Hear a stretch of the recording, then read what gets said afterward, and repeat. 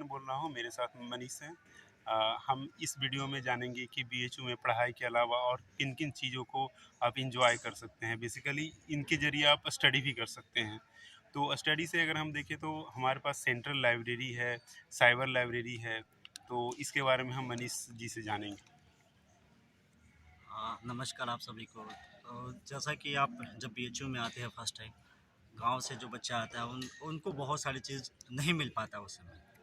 जब यहाँ बीएचयू आते हैं तो फर्स्ट टाइम वो बीएचयू को चकाचौंध देख करके हैरान हो जाते हैं कि अरे यूपी में खासकर हमारे जो यूपी बिहार से जुड़ा हुआ एक मैक्सिमम बच्चे जहाँ पे आते हैं, यहाँ एक ऐसा भी फैसिलिटी है, यूनिवर्सिटी है जहाँ पे सारे चीज़ प्रोवाइड कराया जाता है एक स्टूडेंट के लिए, जो होना चाहिए पढ़ाई के दरमियान।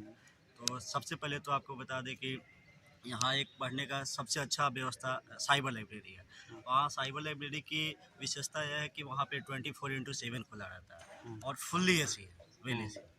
साथ ही साथ हर एक जो पढ़ने का एक केबिन होता है वहाँ पे सिस्टम लगा हुआ है, बच्चे उस सिस्टम के थ्रू पढ़ सकते हैं और अपना जो फॉर्म अप्लाई हो या फिर कोई भी ऑनलाइन जुड़ा हुआ वहाँ पे देख सकते हैं। इसके लिए वहाँ पे वाईफाई की भी फ्री व्यवस्था की गई है। यहाँ पर जो साइबर लाइब्रेरी का जो इंफ्रास्ट्रक्चर है वो कि बहुत ज़्यादा अफोर्डेबल हम कह सकते हैं, वो फ्री ऑफ द कॉस्ट यहाँ के स्टूडेंट को प्रोवाइड की जाती है। तो यानी कि जो भी लोग जो सुदूर इलाके में रहते हैं, तो अगर वो बीएचयू आने के लिए सोच रहे हैं तो उनके लिए एक बहुत ही अच्छा एक अपॉर्चुनिटी है वो बीएचयू में आए।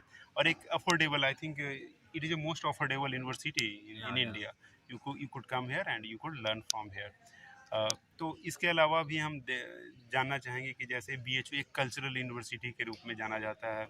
अगर हम इंफ्रास्ट्रक्चर के को देखें, यहाँ की बिल्डिंग्स को देखें, तो एक अलग ही लुक दिखता है।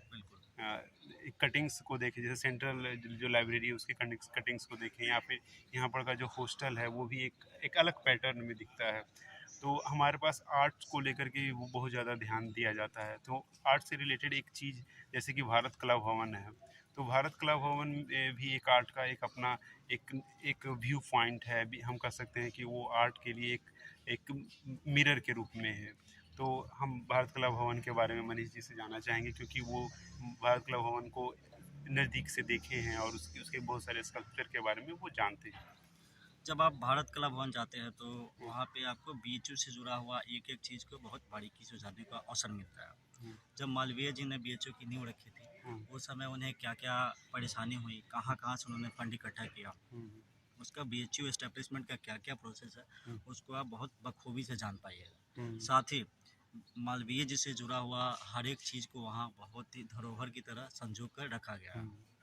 उन्हें जो भारत रत्न राष्ट्रपति के द्वारा प्रदान किया गया था उसे भी वहाँ पे लगाया गया है। साथ ही मालवीय जी के जो वस्त्र पहनते थे उस वस्त्र का भी लगाया गया है। साथ ही साथ आप मालवीय जी से जुड़ी हुई हर एक चीज़ को, जैसे उन्होंने कहाँ से पढ़ाई किया था, कहाँ उनका जन्म हुआ था, उनका फैमिली बैकग्राउंड क्या था, वकालत में कैसे है, हर एक चीज़ जानने को आपको मौका मिलेगा। तो ओवरऑल बोला जाए तो आप जब मालवीय भारत कला भवन जाते हैं तो आपको एक अच्छा एक्सपीरियंस होगा, मेरा ऐसा मानना है। हाँ, भारत कला भवन में एक और चीज़, जैसे मूर्तियाँ बहुत सारी हैं। मूर्तियाँ अगर 900 एसी के राउंड की, पाल वंश की, ये सब मूर्तियाँ बहुत सारी हैं, उसको भी आप देख सकते हैं।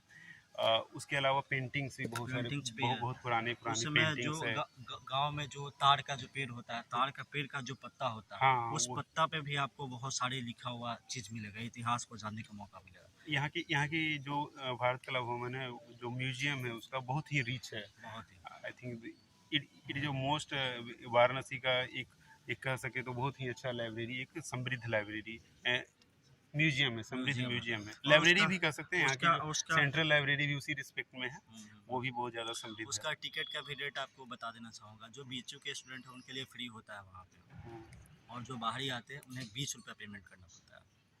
तब एंट्री आप जाकर विजिट कर सकते हैं। स्टूडेंट अगर बाहरी स्टूडेंट भी हैं तो उन्हें हाफ पेमेंट करना पड़ेगा। हाफ पेमेंट करना रहता है, बीएचयू स्टूडेंट के लिए फ्री में है। ठीक है। तो इसके अलावा जैसे कि एक सेंट्रल लाइब्रेरी, साइबर लाइब्रेरी हो गया, फिर उसके अलावा हमने भारत कला भवन के बारे में जाना। अब एक वीटी भी एक बहुत ही रिकॉग्नाइज्ड प्लेस है यहाँ पर। तो वीटी के बारे में आपका क्या अनुभव रहा, वहाँ का कैसा है? जब भी आपका खाली समय हो या फिर इंसान पढ़ाई के दरमियान कितने बार होता है कि डिप्रेस हो जाता है, लंबे समय से रहने के बाद जब आप फाइनली सक्सेस नहीं होता है तो इंसान डिप्रेस होता है। तो आप जा करके वहाँ पे वीटी में पूजा करके आप अपनी मन को शांत कर सकते हैं भगवान के सामने अपना पूजा अर्चना करके। एक वहाँ पे अच्छा धार्मिक माहौल रहता है, तो आपको अच्छा फील होगा थोड़ा। और खाली समय जब भी हो तो आप जाकर वीटी अपने दोस्तों के साथ समय बिताइए, अच्छा लगेगा। वीटी का हम पूरा अगर स्ट्रक्चर देखें तो वो पूरा पार्क टाइप का वो स्ट्रक्चर है। वहाँ आप बैठ सकते हैं घासों पे। फिर वहाँ के जो पेड़ है, लीची का जो पेड़ है, वो घास की जो कटिंग है, वो बहुत ही एक सुखद अनुभव देती है। इसके अलावा हम बीएचयू के कैंपस को देखें तो बीएचयू कैंपस अपने आप में एक पार्क ही है। पार्क ही है। और मधुबन भी एक पार्क है। तो आप बीएचयू में इवन आप वॉकिंग को भी इंजॉय कर सकते हैं।